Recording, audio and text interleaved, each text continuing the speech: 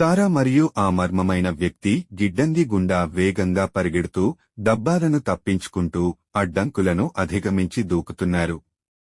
అడుగుల చప్పుడు ఎక్కువైంది మరియు సారానికి దగ్గరగా వస్తున్నట్లు గ్రహించగలిగింది. వారు ఒక పక్క తలుపు గుండా చల్లని రాత్రి గాలిలోకి దూసుకెళ్లి సారా కారు చేరే వరకు పరుగెత్తడం ఆపలేదు. ఆ వ్యక్తి ఆమెను లోపలికి నెట్టి వెళ్ళు ఇప్పుడే అని అరిచాడు. సారా దానిని నేలపై పడేసి గిడ్డంగి దూరం వైపుకు వెడుతుండగా వెనుక అద్దంలో చూసింది. ఆమె తన సహచరుడి వైపు తిరిగి, దీని వెనుక ఎవరున్నారు? ఏమి జరుగుతోంది? అని అడిగారు. ఆ వ్యక్తి నెమ్మదిగా వారి ముఖాన్ని చూపించాడు మరియు సారా కళ్ళు షాక్తో పెద్దవి చేశాయి.